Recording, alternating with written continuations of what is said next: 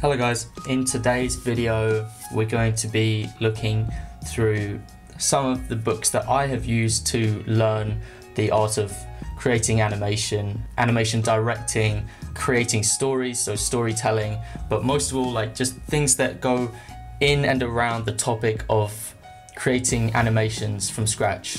So with that said, I'm going to go into my first book recommendation. This is probably my favorite one out of all of them, and it's the one that I recommend. The knowledge in this book is like fundamental to any storyteller, anyone who wants to get into film or animation. It's called Framed Ink, Marcus Matthew Mestre.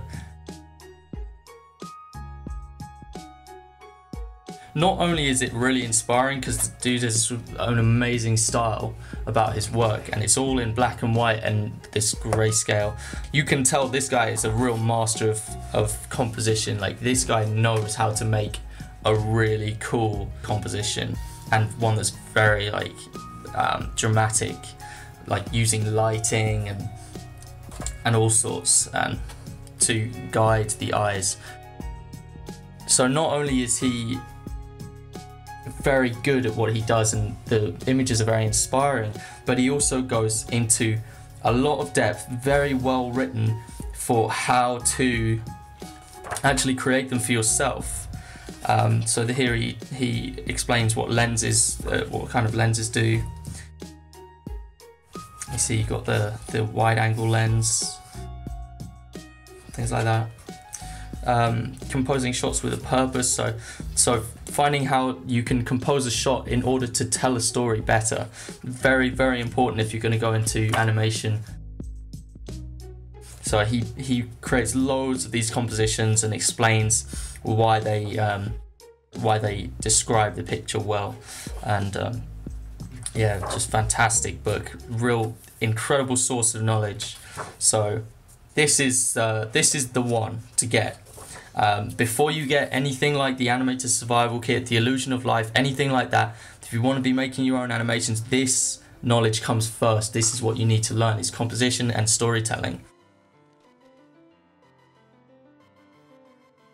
That's that, Framed Ink. Also, I've included in here for people who want to get into like the art of actually making a really good story with good structure. I also included one here because that's also a very important part of storytelling. So for people who want to know that, I've included this one, which is Writing Short Films, Linda J. Cowgill, link in the description.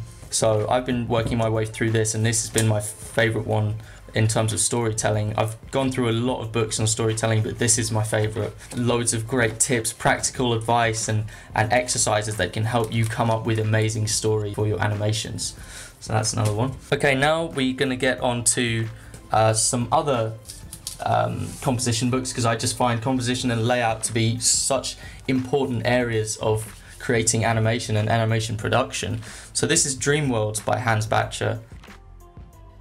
Really great book. This kind of falls into both categories of inspiration and very good informative advice. If we have a look inside, he gives great advice, and also he shows some of his own compositions that he's been using in films and stuff.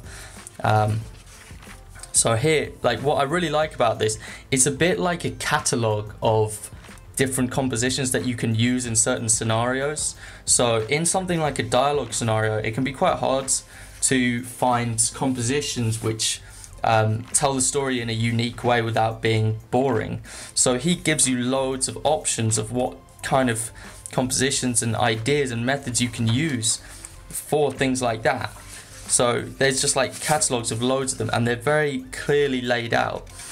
With just a few colors. This guy, one of his best skills is just creating an amazing piece with very limited colors, like a few colors and just a few variations in tone, and creates like amazing compositions.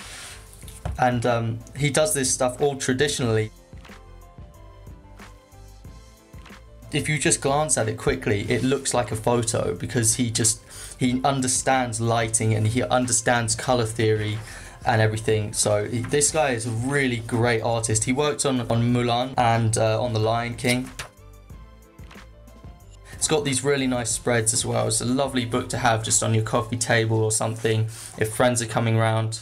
And look, he goes through some basic rules for creating nice compositions, distribution of space and things like that. Really nice book. So this is up there with Framed Ink for one of the recommended books that I highly advise that you get. So yeah, this stuff is great. It's just really nice. And then at the back, as a kind of a bonus for getting the book, he shows you. Hang on, let me just get to there. He has remade the compositions and the landscapes from Bambi, which is like some breathtaking, amazing art in film, like some of the best ever using the multiplane camera. And like he's basically restored this artwork so that you can see what it looks like from like for the whole entire time. So I think this is the first effort to really restore these in this way. The way they're painted is just so nice. So that alone is a reason enough to get this book. But yeah, Dreamworlds, look into getting it. Okay, while we're on the topic of layout, I'm going to go through one more layout book, which is Setting the Scene. This book is like a really broad topic book, because this goes into like, okay, those two books go into mainly are in composition. This book is in layout in its entirety, so that includes like pre-production for an animated feature. And this is just packed full of knowledge and full of writing. Like this book will last you years. Like I haven't even scratched the surface of reading this book because there's so much text, there's so many notes and things. Just flicking through it, you can see like some great artwork. I don't know how he's got his hands on this stuff, but he's got all this pre-production artwork for these classic Disney and Warner Brothers films, and dating back even earlier than that. So it's really a very valuable book to have. It's got immense value to me. And he goes through things like the story reel. You can see he goes through like how a feature film will plan out its color using like color strips. Really cool book. It's definitely one for if you're into the Western classic, the classic Western films like Snow White and the Seven Dwarfs and films like that, but also dating to modern day times like Monsters vs. Aliens, Ratatouille, The Incredibles. Yeah, so it's got all the artwork behind that, and it's a very good book to have. It's really nice. I like it. Okay, so now we're going to get into drawing the human body, because as animators it's very important to be able to draw the human body. So first of all, I got Atlas of the Human Anatomy for the Artist by Stephen Rogers Peck. Oh, first of all, I need to just say, so this is Setting the Scene by Fraser McLean. Okay, so Atlas of the Human Anatomy for the Atlas of Human Anatomy for the Artist by Stephen Rogers Peck. So this one I use a little bit less often, especially the bone stuff. I don't actually, I'm a bit too lazy to learn how the bone structure works in most cases, which is probably bad. But yeah, the anatomy sketches are really useful, and it's actually something that I need to work more on. It goes into a lot of depth for anatomy and proportions. So if that's your weak point like me, this is a book you should probably be getting. And yeah, so some pages that I've bookmarked are things like this. So this goes through like the heights, the standard height and things, and the measurements for where things should come on the body. Very, very important to learn, and it's a good reference to have. Also with the head and the face, the knees, the legs, it shows the relative proportions of everything, which I find extremely valuable. Different kind of body types like endomorphs, ectomorphs, mesomorphs.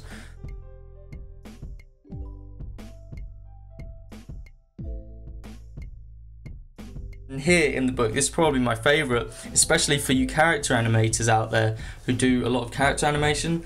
This shows very clearly the facial expressions of certain areas of the face for different emotions.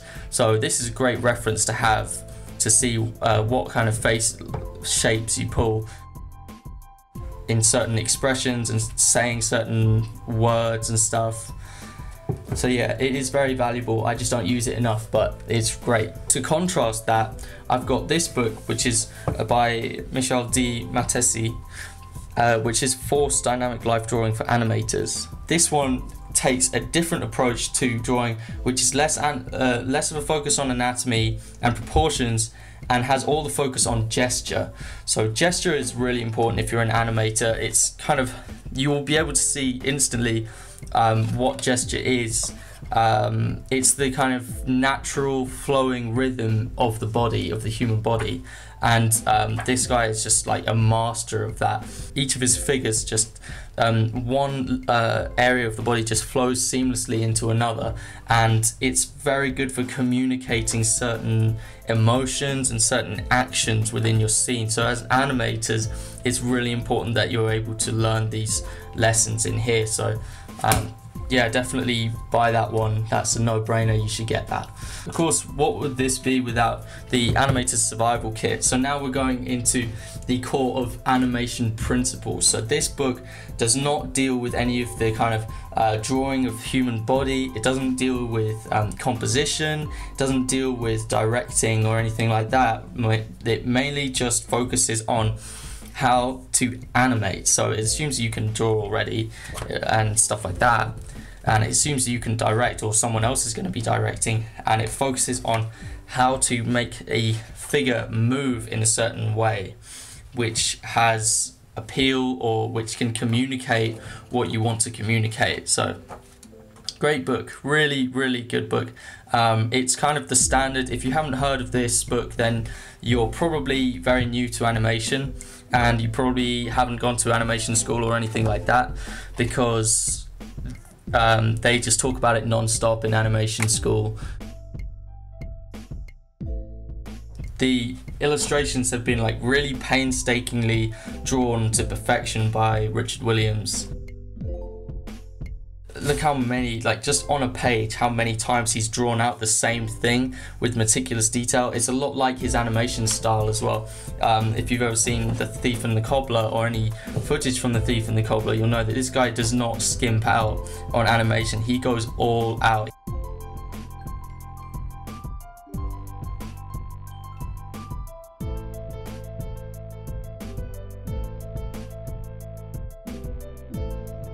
So he does not leave anything out when it comes to animation principles. If you read this book from cover to cover, you will have, by the end of it, a thorough knowledge of how to animate and animation principles. So it's a no-brainer, get this book if you haven't already. It should be available in most libraries as well if you can't buy a copy. The second last one I wanted to talk about is this is just a little bit of fun for if you have an interest in effects animation. So this is Elemental Magic Volume 2, and it's by Joseph Gilland. It's specifically about effects animation and also effects illustration, because a lot of it is just still images. So this guy is like a trained effects animator. He's worked on a lot of big named movies. And it's a really nice book. Not only is it quite informative, but it also is it's written in a way which is very relaxing and very, like, you can tell this guy when he talks about the elements, he's really passionate about them, and he just has a real love for drawing the elements, because they're so mysterious and they're so beautiful a lot of the time, and he's got this lovely gestural way of drawing the elements. I know things like water can be extremely difficult to animate realistically, and also fire and things is one thing that gets people really stuck. And so looking at his drawings for this, it can be extremely helpful if you want to make some water splashes or smoke or steam and stuff. But he mainly focuses on water in this book. I think water seems to be his favorite. From reading this, he spends a lot of time on water. So he does go into fire and things. He even goes into magic and stuff, but water is his main focus. Like, he loves water. He loves drawing it. He loves animating it. Yeah, so this is really cool. So you get to see all the frames laid out from this water splash animation that he's done. And if you were to play this through, you would see it looks so realistic, but also so like energetic. So yeah, so here he goes into fire and how to do a flame with the smoke and everything. It's great. It's really nice. So Elemental Magic Volume 2, highly recommend it. Especially if you're looking to get better at effects animation. It's very inspiring and it's very informative. Yeah, look into it. And okay, so I also wanted to include a book which would help beginner animators. So I was looking through the library and I found this book, Making an Animated Film, a Practical Guide. It's by Matt West, and it's a short book. It's much smaller, so it's very manageable, and it actually tackles everything that you would actually need to know to make an animation, especially for beginners. And some of the information is a bit outdated. Like most of these books, they're not all very up to date, so they don't bring anything into it that's like digital or internet based. So just keep that in mind. The only thing is the stuff he draws is just, it's a bit childlike, and maybe that's because he's in children's animations, like young kids or something, but that doesn't take away from the fact that the knowledge in here is very good. It's very easy to read, very easy to understand, so if you are new to animation, this could be a real help for you. So yeah, that's all of the recommendations I have for practical books that will help you to learn the art of animation and animation filmmaking. I consider myself to be more of an animation filmmaker, so that includes all of the topics for creating animation. Hey guys, thank you very much for watching my video. I hope you enjoyed it. If you are new to the channel, please subscribe down below. I have lots more tutorials on my website which you won't find on YouTube, and they tend to go in a lot more depth into how I create my animations. So head over to animatorguild.com. Next week I'll be coming out with another video. I'll see you then. Goodbye.